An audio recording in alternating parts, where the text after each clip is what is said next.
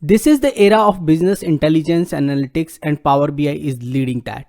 You want to learn Power BI? This is the channel for you. Beginner series 200 plus videos, advanced series 100 plus videos, and if you are absolute beginner, don't know anything in Power BI, then start with 4 live videos. Subscribe to the channel.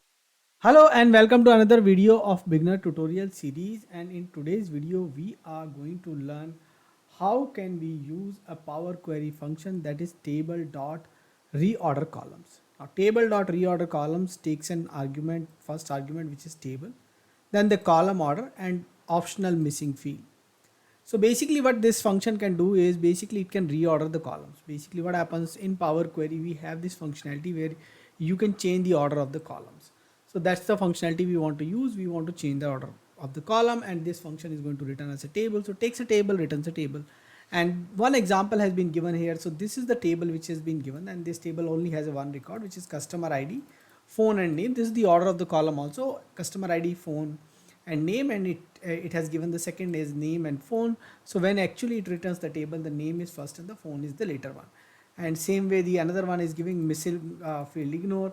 Also it is actually if you can see that here address field was actually not there, and it has by mistake given the address field here, and it is able to ignore it. But if you don't do without that, it may actually throw you an error. So what we are going to do, we are going to go to the Power BI, and there we are going to try this option.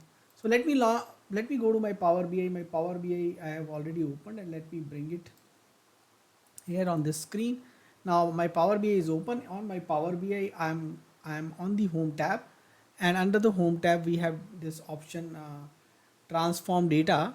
In the middle of the screen you can see the transform data option, which we are going to use. So home tab, transform data, and under the transform data we again have the transform data, which is the option we are going to use to reach Power Query.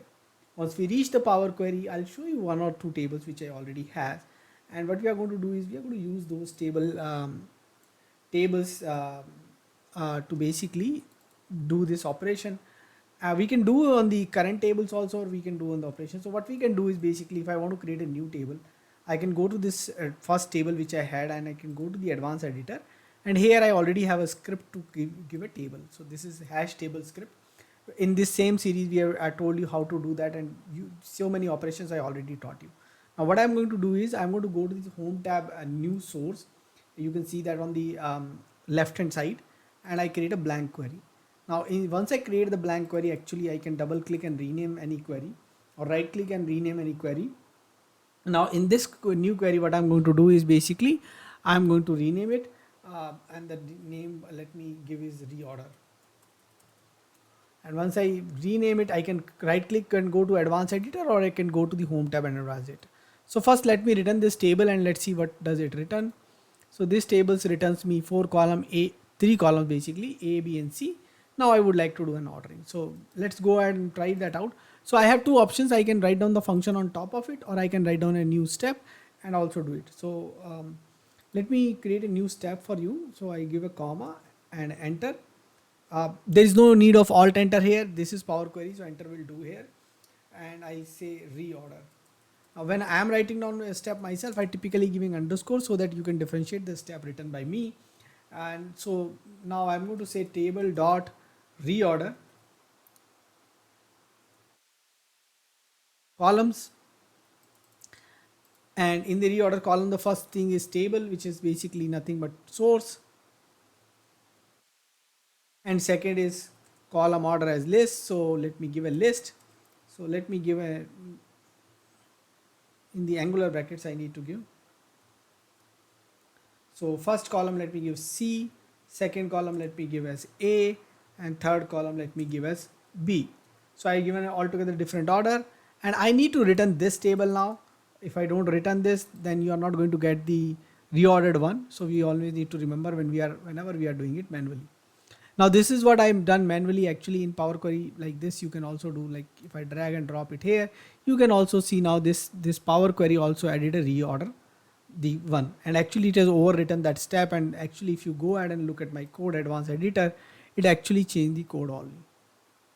So if I do it at the same time on the last step, if I do something again and it can, replace the current step, it will replace it. So if you remember, we given C this one, so it is able to do that. Now let's give a D here. Let's say we give a name where basically which is not present, and it started giving the error, and that is where that missing option will come in handy. Let's type missing field ignore. And once I do that, you can see that it ignored the D. It ignored the D where it is. So basically B, A and C it has come. And let me do one thing. If I give a E here, and now you can see E, B and C is come. So based on that, basically, because why A has come first, because E and D are not there, so A is there and then B and C. So in this manner it can come. And let me again give my correct columns. Does it work with the correct columns? So I give my correct columns and I then come out. So once I come out, you can see the new order has come. So this is the operation you were doing by, in the Power Query before also, but now you know which function is going to do this. Now sometime it is important to have an order because you wanted to see certain column first. Could be certain columns which are used pretty less, and you don't want to show them at the starting of the table. However, as a data table, it doesn't matter because our calculation and our visualization is the one thing which is going to interact with the end user. So it really not going to play a very big role when it comes to the visualization, because order of the column doesn't matter, because in my visualization I can decide any order column.